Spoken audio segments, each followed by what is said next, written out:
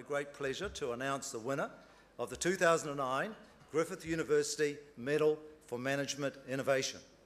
Ladies and gentlemen, the winner is Mr. Brett Clark.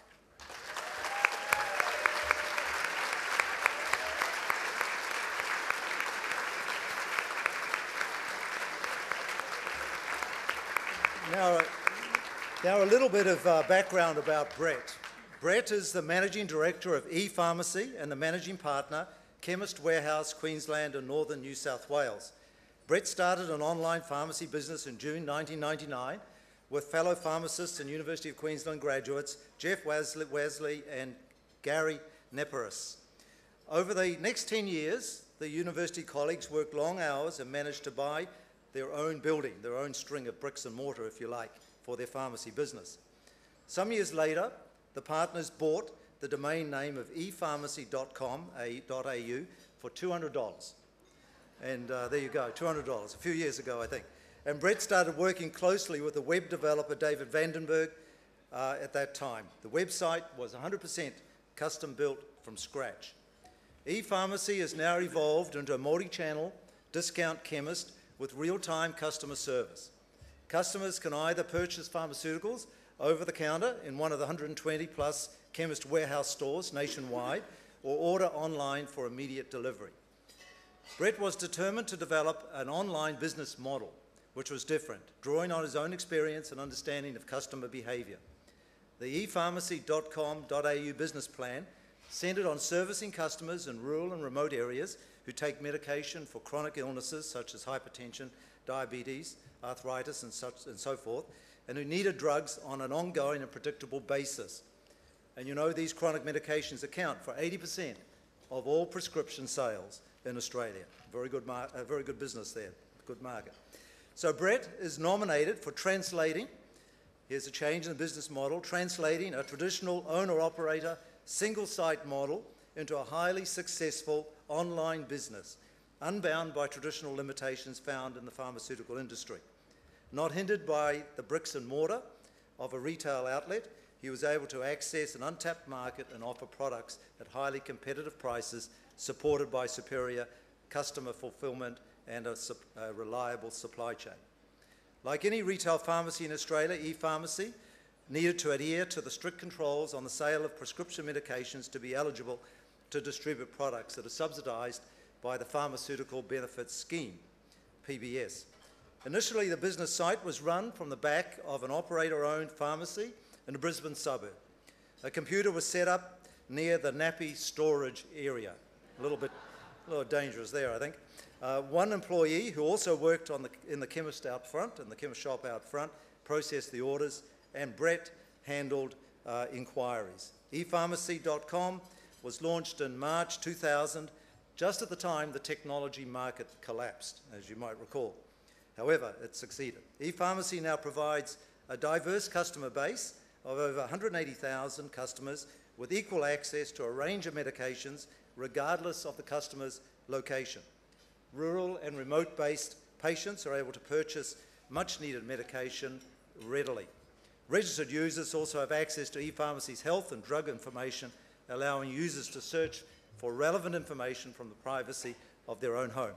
Ladies and gentlemen, it's a pleasure to welcome and invite Brett to join me on stage to accept the 2009 Medal for Management Innovation. Please join me in welcoming Brett.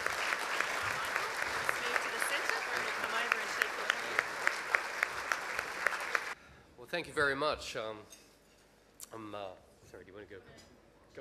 Sorry. Photo first. Smile for the cameras. It's something like having your photo taken in front of 500 people, isn't it? Now we'll hear from Brett. Yeah, my colleagues know I always jump the gun, so sorry about that. I'd like to thank the AIM and certainly the university, Griffith University, for sponsoring this medal. I'm touched. I'd also like to take a quick chance to thank my colleagues and certainly my two partners who started the business with me over table 12 here, and thank you very much for their support. And quickly thank my wife and I don't think my children are here, but thank you very much for their support over the years. They've been without me for many a long hour. I was asked by the AIM to just make a few comments. I've got some notes here, but about innovation and management. And some of the things that we've learned over the years is that you really can't turn on innovation. You know, you can't turn it on, you can't turn it off. It has to be the fabric of your organisation, and those who run their own organisations would know what I'm saying. The other thing I would like to comment is, you know, so many people get caught up about it has to be about product and services. The best innovation, I would argue, that we've done in our organisation is more about, you know, things like HR and performance management, things about marketing and communications, really simple areas. So it's not about creating that new invention, it's about actually how you do things better, faster, quicker. The other thing that I'm always interested at in some of the work that I do is where do you find the source of innovation? It's really simple. It's actually in your own organisation. The key is creating that framework, that structure, that ability to be able to let people say, do and implement new ideas, and hopefully not impact your business when it's going wrong, and because it does go wrong at the beginning, but actually making sure that they can bring it to the forefront as quick as possible. So what we've actually been able to do is some of the best innovation, if I look back now, that we've performed is, you know, we write a lot of code, we own all our own IP, so, which is great, but still some of the best ideas are taking ready-made solutions off the shelf and then implementing them into your everyday procedure. And one that comes to mind is one of our colleagues in our organisation was actually, you know, having a steak at one of the, you know, like the Brecky Creek, at one of the, something like that. And he had the buzzer in his hand waiting for the steak to beep. And he said, you know, bloody hell, wouldn't that be great if we could take the customers away from waiting around the dispensary, because those who have been in our Chemist Warehouse stores, there can be a long wait. We'll give them all a buzzer. Now, you know, that was an off-the-shelf package, $1,500. We put it into each pharmacy. You know, we've now got about 180 pharmacies across the group. And, you know, straight away, customer satisfaction improved on our record by about 30%. And our average sale increased 15%, because instead of waiting for a script, they actually went and shopped around the shop and waited for the buzzer. So the message is, sometimes the best innovation, you don't have to invent. You actually have to find it and then just implement it and can create those constructions and those connections to how it works. The other thing I'd like to say is, if I've learned over the years, is innovation, you can go off the track. It always has to have customer relevance. So if you look at what your customer wants, there's no use inventing the next widget if your model isn't about selling widgets. You see many times people try to innovate on something that's never going to help them. Leading on from there, it's about timing. I look at our business model. We launched ePharmacy as a pure online play. And you know, Jeff and Gary, when we sat down and did our business plan on the back of a napkin, because that's pretty much what it was all about actually, you know, wouldn't this be great? We don't have to deal with bloody customers anymore. You know, we'll build an online pharmacy, we'll sell drugs through the internet, we'll make a fortune, we're going to live in Greece and drink ouzo. That was how it was. That was pretty much the business plan.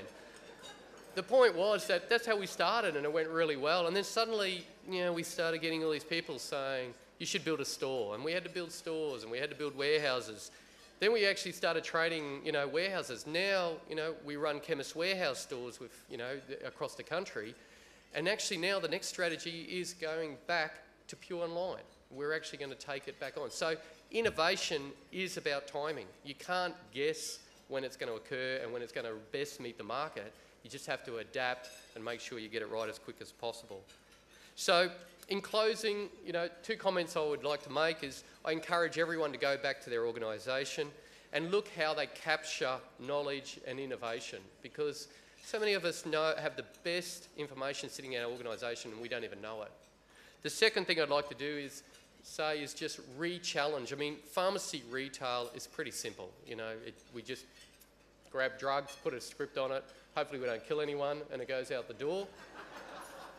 But, you know, we continue to re-challenge everything we do every day, and you have to listen to your colleagues, you listen to your partners, you listen to your staff, because they know the best way to do it quicker. Thank you very much. Thank you, AIM.